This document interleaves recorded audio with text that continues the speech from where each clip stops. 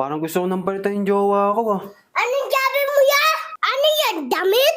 Pag gusto mong palitan, papalitan mo? Parang nakakasawa na kasi Boss 20. Parang gusto ko nang palitan. Ang galing mo nun niya! Huwag na maghanap ng iba ya. Nagbabalintines na oh. Ba't ba gusto mong balitan?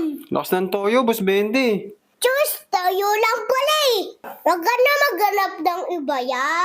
Pare-parehas lang yan sila. Mahal mo, di ba? Oo, Boss 20. Binahal mo eh. Tas papalitan mo. Tas iiwan mo. Ang kulit mo nun niya. Tobak lang yan ya. Tinutoyo talaga mga yan. Pero pagkapos ng araw, sila pa rin yung tao nagpatay sa'yo. Umintindi sa'yo. Minahal ka. Minahal mo. Pinangangkuan mo. At pinangarap mo.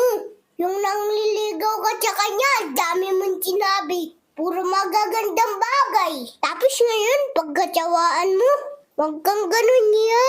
Huwag na maghanap ng iba. Huwag mong hanapin sa iba yung wala sa kanya. Unawain mo bawat sitwasyon. Pakinggan bawat daing. At respetuhin bawat opinyon. Hindi sunod-sunod hiwalayan. Lalo na kung may anak na kayo. Kawawa naman yung mga bata yaw. Madadamay pa sila yan eh. Ang hirap kaya ng broken family. Palitan ng kaya ang galit. Alalahanin kung siya nagsimula. Huwag pa eralin ng pride ya. Lagi magpakumbaba. Lalaki tayo. Tayo na lang mag-adjust. Humingi ng tawad kung may ginawang mali. Kahit siya yung mali, ka pa rin mag-sorry. Ilalaki tayo yay. Adjust din ya. Pamilya binuo mo ya, hindi graduate.